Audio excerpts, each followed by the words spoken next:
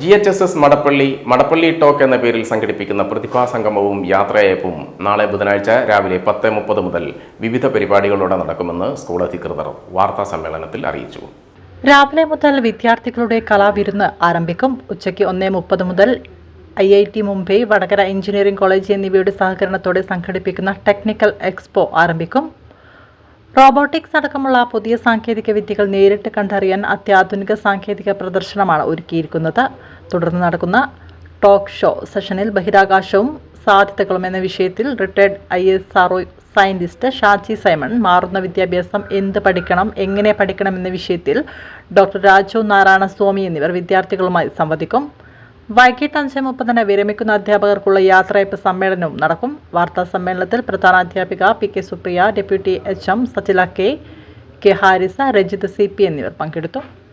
April 1-ാം തീയതി GHSS Madappally സംഘടിപ്പിക്കുന്ന Madappally talk, ഇതിൽ പ്രതിഭാ സംഗമം, വിരമിക്കുന്ന അധ്യാപകർക്കുള്ള യാത്രയയപ്പ്, വിദ്യാർത്ഥികളുടെ കലാവിരുന്ന്, പ്രതിഭകളുടെ അനുമോദനം, ഇത്രയും പരിപാടികളാണ് ഏപ്രിൽ 1-ാം തീയതി 5ാം ക്ലാസ് മുതൽ ബിരുദ ഗവേഷണ വിദ്യാർത്ഥികൾ ഉൾപ്പെടെയുള്ള കുട്ടികൾ പങ്കെടുക്കുന്ന ഒരു സംഗമ വേദിയായിട്ടാണ് ഇത് സംഘടിപ്പിക്കാൻ ആഗ്രഹിക്കുന്നത്. പ്രഗത്ഭനായ IAS ഓഫീസർ രാജു നാരായണ സ്വാമി, കൂടെ ISROയുടെ സയന്റിസ്റ്റ് ഷാജി സൈമൺ എന്നിങ്ങനെ 2 വ്യത്യസ്ത മേഖലയിലുള്ള പ്രതിഭകളാണ് കുട്ടികളോടൊപ്പം ഇന്ററാക്ട് ചെയ്യാൻ എത്തുന്നത്. രജിസ്ട്രേഷൻ പ്രത്യേകിച്ചും ബിരുദ വിദ്യാർത്ഥികളുള്ള നമ്മുടെ പഞ്ചായത്തിലെ ഉഞ്ചൻ ഗ്രാമപഞ്ചായത്തിലെ മടപ്പള്ളി കോളേജ് കേന്ദ്രീകരിച്ചും ഒപ്പം ഒരു technical expo government engineering college വടകരയുടെ മണിയൂരിലെ വിദ്യാർത്ഥികളും ഒരു എക്സിബിഷനും അവരുടെ സ്റ്റാർട്ടപ്പ് പ്രോജക്റ്റും ആ വേദിയിൽ പ്രദർശിപ്പിക്കുമെന്നാണ് ധരിക്കുന്നത്. നാളെ അതും കൂടെ അവിടെ നടക്കും, പവലിയനായിട്ട് നടക്കും. പ്രോജക്റ്റാണ് കുട്ടികളുടെ ടെക്നിക്കൽ പ്രതിഭ കാണിക്കുന്ന രീതിയിൽ ഇന്നത്തെ കുട്ടികളുടെ ആ ഒരു അഭിരുചി മനസ്സിലാക്കുന്ന ഒരു സ്റ്റാർട്ടപ്പ് പ്രോജക്റ്റ് ആയിട്ടാണ് അവർ കാണിക്കുന്നത്. അപ്പൊ ഇതില് വിശേഷിച്ചും ISRO ബഹിരാകാശ സയൻസിനെ കുറിച്ച് കുട്ടികൾക്ക് ഒരുപാട് താല്പര്യമുള്ള വിഷയമാണ്. ഈ വിഷയത്തെ നല്ല രീതിയിൽ പ്രസന്റ് ചെയ്യാൻ വേണ്ടിയിട്ടാണ് ഷാജി സൈമൺ വരുന്നത്.